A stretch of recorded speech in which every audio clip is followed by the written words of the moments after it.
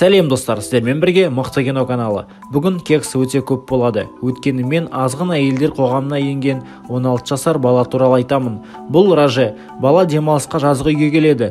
Жол бойы қызметші Мюллер ханымның емшегіне мойын үзгенше қарап келеді. Келген кезде анасы мен әпкесі, сонымен қатар Берта есімді қарындасы күтіп алады. Бала қызбен серуендеуге шығады. Олар Мюллер ханымды қайта кездестіреді.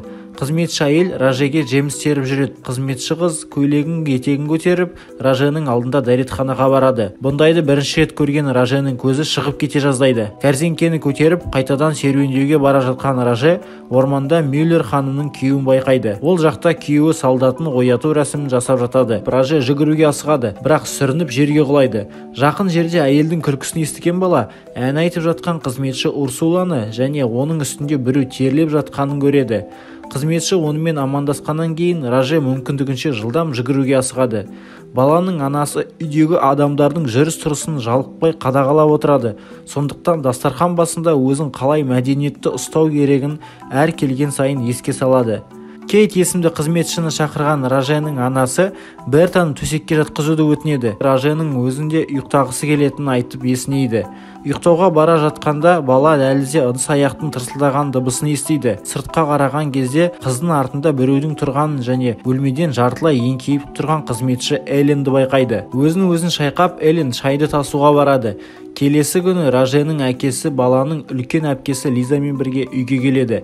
Әкесі әскери керек-жарақ шығаратын зауыттың иесі және бейбіт заманда өз сияқты адамдар су мен нан мен күн көретініне шағымданады. Бәсекелестер Еуропаны бірте-бірте жаулап алған немістер үшін ордендер мен медальдар шығарудан тартынбайды. Бірнеше күннен кейін бала қызметші әйелдерді аңдыған фермадан қайтып келе жатқанда Раже Бертаны кездестіреді. Берта оны монастырьға апарады. Үйдегі әйелдер күнәларын мойындау үшін үнемі сонда барады. Сонымен бұл жолы монастырьға Маргарита әпкесі келеді. Мойындау кезінде Маргарита оған әртүрлі ер адамдармен, сондай-ақ інісі Ражемен қалай кекспен айналысатын туралы ойлар үнемі келетінін мойындайды. Мұны естіген бала жақындай бастайды, бірақ құлап түсіп апасының мойындауын тоқтатады. Жігіт бөтен құпияларды тыңдаған үшін қалақаймен сабау түрінде жазаланады. Осы кезде Лизаның күйеуі майданнан оралады. Кешке Раже тағы да дәлізде ыдыс-аяқтың дауысын естиді. Сыртқа қараған бала өткен жолы сияқты Эленді біреудің ұстап алған және оның дырылдатып атқанын байқайды. Мұны Раже ғана емес, жергілікті астроном да бақылап отыр.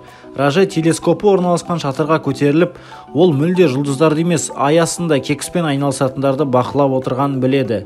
Міне, оның жанында Раже кеңесші Камасутра деген кітапты ұрлайды. Сарайға көтерілген бала Камасутраны зерттей бастайды, бірақ оның ауыр қол еңбегін жұмысшылардың бірі терезе арқылы үзеді.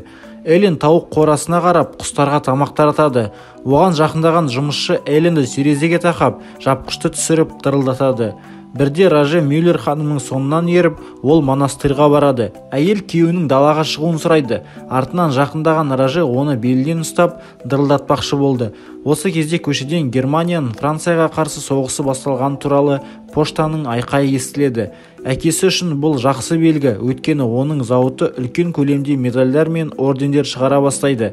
Жақсы пайда әкеледі. Барлық ер адамдар майданға аттанады. Урсула Ражеге көмек сұрап жүгінеді, өйткені баланың анасы қызметшілерге үйге кіруге рұқсат берді. Оған қарамастан Ражеден басқа ер адамдар қалмады.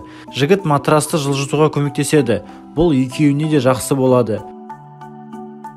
Жүзіп жүргенде Раже Бертаның күтушісі Кейттің әнін естиді. Қыз бұл баланың дырылдатқыш оқиғалары туралы көп естіген, сондықтан етегін көтеріп кешке баланы өз бөлмесіне шақырады. Элен Ражеге шаймен келеді, өйткені барлық адамдар майданға кеткендіктен дәлізде қызметші қызды басқа ешкім дырылдата алмайды. Сондықтан ол Ражеге келді. Оған барлық жағынан нұсқайды. Элен бесіктен шыға берісте Раже оны мықтылап ұстап алады. Ары қарай не болған өздеріңіз де түсінесіздер. Келесі күні аттың үстінде Лизаның қораға қарай жүгіріп бара жатқанын көріп, Раже оның артынан барады. Лизаның қызып тұрғанын естіген бала оны шешіндіре бастайды. Қыз қарсылық көрсетеді, бірақ миссис Мюллер қораға кіргенін байқап тынышталады. Осыдан кейін ол тіпті өзі айғырға мініп алады, өйткені үйінде жақында келген отағасынан басқа ешкім жоқ. Кештің басталуымен қызметшілер кекстің бір бөлігін алу үшін Ражеге барады. Урсула мен Эленнен кейін оның әпкесі Маргарита да балаға жүгіреді. Оның артынан біраз уақыттан кейін Лиза келеді.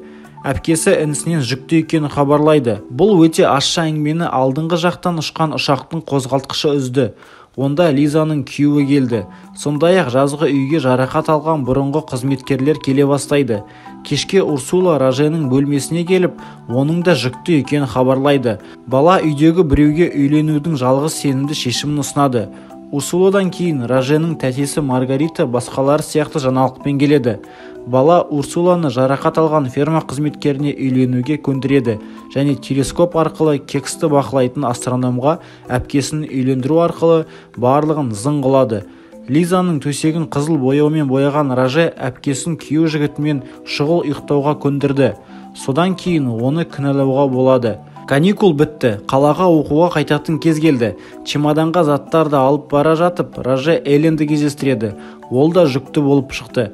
Қызметші басқалар сияқты тез арада үйлену керек, бірақ оның айтуынша оған бұл қажет емес. Раже көлікке отырады, ал үйдегі барлық қыздар баламен қоштасуға шығады. Осымен фильм аяқталады. Достар, фильм ұнаса лайк басып, каналға подписка жасаңыздар. Сіздер үшін бұл қиын емес, ал мен үшін үлкен мотивация. Айтпақшы, осы фильмдағы Раженің қай жұбы сізге ең көп ұнады? Комментарийға жазып кетіңіздер. Келесі кездескенше достар.